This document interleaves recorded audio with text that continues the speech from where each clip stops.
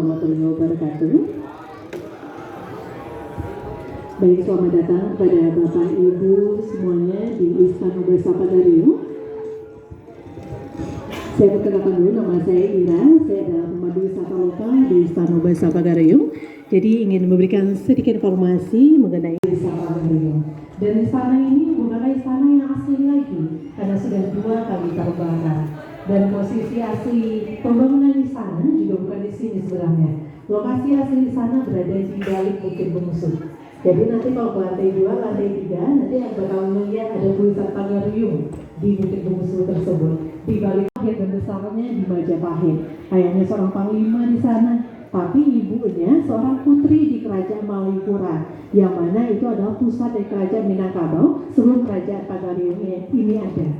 Jadi ketika Adi Torman, dia tidak menjadi raja di Majapahit, dia pulang kampung dan menjadi raja di sini karena orang Minang. Sistem kekerabatan, wilayah kekuasaannya awalnya di Dharmasraya, dipindahkanlah ke Pagarium ini. Makanya berubah menjadi Kerajaan Pagarium di tahun 1347. Nah, kemudian saja karena cukup jauh, maka dibangun oleh pemerintah kita replika pertama tahun 1976, dipindahkan lokasinya ke sini. Tapi posisinya lebih jauh 40 meter ke depan. Tempat berfoto di depan tadi. Di situ posisi replika pertama di tahun 1976. Dan kemudian terbakar lagi di tahun 2007 pada 27 Februari jam 7 malam karena tersambar petir. Jadi awal mula hanya yang disambar petir itu bagian atapnya saja yang paling tinggi sebelah kiri. Dan karena atapnya itu dari ijuk, gampang terbakar. Dalam hitungan berapa jam aja ini udah habis terbakar semuanya, hampir 100%. Kalau untuk bangunan benda-bendanya, hal itu membuat rumah gadang itu tahan gempa. Karena memang wilayah Sumatera Barat ini sering terjadi gempa bumi. Tidak hanya gempa itu berasal dari sumber bawah laut aja, tapi ada gempa yang berasal dari gunung api. Ada 3 gunung api yang warna kuning, itu namanya Tonggak Tuo. Karena diambil di desa tertua di Minangkabau, namanya Nagari Tuo Pariangan. Itu juga merupakan salah satu desa terindah di dunia.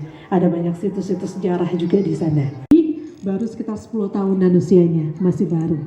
Nah, itu dari sejarah bangunannya. Kalau untuk konstruksi bangunan, istana ini memiliki 3 lantai. Sekarang kita baru berada di lantai 1. Dan bentuk bangunan ini menyerupai bangunan rumah gadang. Kalau rumah gadang itu kan rumah kaum. Kalau ini istana, tempat tinggal keluarga raja. Dan sebagai boleh dikunjungi juga. 15% benda-benda koleksi kita taruh di gedung sebelah tersebut. Nah, karena terbakar tahun 2007, dibangunlah replika kedua ini di tahun 2008 dan memakan waktu kurang lebih 5 tahun. Pada 30 Oktober patah bangunan roboh. Ditambah lagi tiang ini dibangunnya bukan di atas tanah, tapi di atas batu alam yang besar, kita sebutnya batu sandi, baru ditancapkan tiangnya. Menjadi memakai kayu jati juga ada untuk furniture dan bangunan.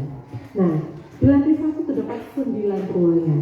Ruangan yang paling ujung yang memakai tirai warna hitam itu namanya Anjong Rajo Babandian. Itu adalah ruangan bagi raja dan ratu. Tirainya warna hitam, punya kamar lagi di rumah gadang. Mereka akan pindah ke surau, akan bergabung dengan pemuda-pemuda yang lain, belajar adat, agama, sejarah, berlatih silat di surau. Karena sebagai bekal bagi mereka untuk nanti jika dewasa pergi merantau. Nah, dan nanti kalau Rangkiang itu sama kayak lumbung padi. Dan harusnya kalau istana memiliki 9 buah yang berderet di depan istana. Atau minimal 4 buah. Karena nanti fungsinya akan berbeda-beda. Dan kemudian untuk dapur itu di belakang singgasana ada jembatan penghubungnya. Ada kawasan dapur. Nanti mungkin Bapak Ibu akan melaksanakan prosesi makan bajamba ya. Nah, jadi mereka akan makan bajamba bersama keluarga masing-masing. Nanti ada dulang khusus tempat mereka makan bersama-sama, dan biasanya 1 porsi dulang atau piring besar itu untuk 4 orang. Makan bareng-bareng, makan pakai tangan kanan. Jadi untuk